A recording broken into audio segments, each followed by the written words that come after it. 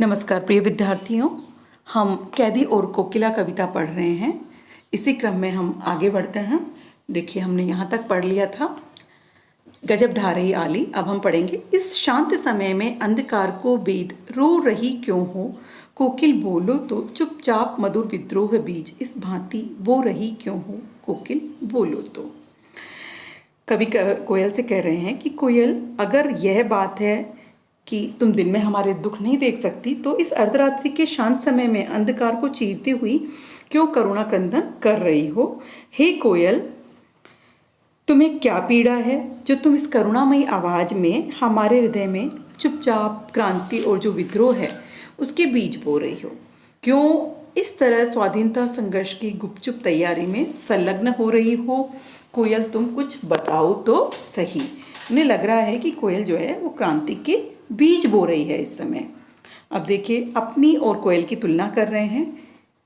काली तू रजनी भी काली, शासन की करनी भी काली, काली लहर कल्पना काली, मेरी काल कोठरी काली, टोपी काली, कमली काली, मेरी लो श्रृंखला काली, पहरे की हूँ कृति की व्याली, तिस पर है गाली ए आली।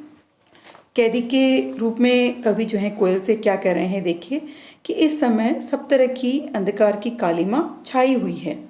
तो क्या कह रहे हैं कि तुम काली हो, रात भी काली है, अंग्रेजों की जो करतूतें हैं वो भी काली हैं, देश में निराशा रूपी काली लहर फैली हुई है, मन में जो है काली मतलब बुरी कल्पनाएं उठ रही है, हमारी टोपी और जो कंबल है उसका रंग भी काला है, हमारी हथकड़ियाँ और बेड़ियाँ भी जो है काले रंग की है। ये लौह श्रृंखला मतलब बेड़ियाँ। जेल में जो पहरेदार हैं उनकी हुंकार कैसी है, नागिन की जैसी। हाँ, जैसे मतलब उतनी ही जहरीली है, वो उतना ही गंदे तरीके से बोलते हैं और बात बात पर वे लोग अपशब्द कहते हैं, गालियाँ देते हैं। तो इस समय जो सारा वातावरण है वो कालिमामय है। अब क्या कह रहे हैं, इस काले संकट सागर पर मरने की मदमाती कोकिल बोलो तो, अपने चमकीले गीतों को क्यों कर हो तहराती, कोकिल बोलो तो। कवि कह रहे हैं कि इस अपार संकट के समय मतलब संकट सामने है और इस मुश्किल घड़ी में तुम मरने को हमें उद्धत क्यों दिखाई देती हो। तुम यहाँ पर हम क्रांतिकारियों के मस्ती भरे गीत क्यों सुनाती हो। तुम भी मस्ती से भरी हुई दिखाई देती हो। तुम चमकीले अर्थात आशा और उत्साह से भरपूर गीतों को इस कारागार के पास तैरा रही हो। रात्रि में कारागार के समीप क्यों घूम फिर कर ओज और तेज का संचार कर रही हो।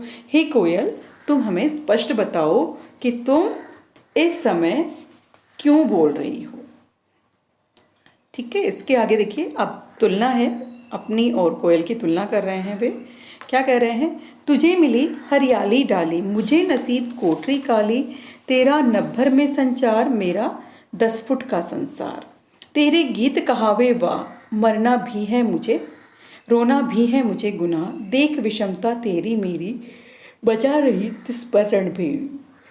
अपनी तुलना कवि कोयल से कर रहे हैं कि कोयल, तुझे तो रहने और बैठने के लिए हरी भरी टहनी मिली है ना, मेरे भाग्य में लेकिन यह सुख नहीं है। मुझे तो केवल ये जेल की कोठरी जो कि काली कोठरी है वो मिली है। तेरा नभर में संचार मतलब असीम आकाश में घूमती फिरती हो ना, पूरी दुनिया तुम्हारी पूरा विस्तृत नभमंडल है, लेकिन मेरी दुनिया 10 फुट का ये कमरा है, मतलब छोटी सी जो जेल की कोठरी है वो है।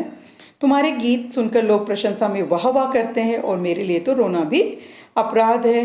हम दोनों में इतनी विषमता है, ये देखकर भी तुम युद्ध का नगाड़ा बजा रही हो, हमें स्वतंत्रता प्राप्त करने के लिए संघर्षरत रहने की प्रेरणा दे रही हो। क्या यह आश्चर्यजनक है।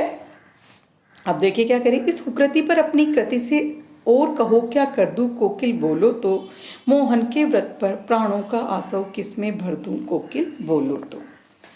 कह रहे हैं कि तुम्हारी ये हुकार सुनकर मैं पूछना चाहता हूँ कि अपनी रचना से मैं और क्या कर सकता हूँ।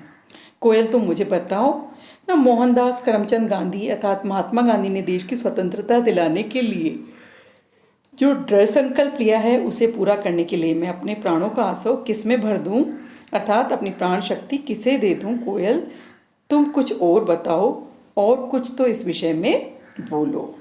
तो इस प्रकार ये हमारी कविता पूर्ण हुई। आप लोग भी इसी तरह से इस कविता का भावार्थ करें और समझने का प्रयास करें। धन्यवाद।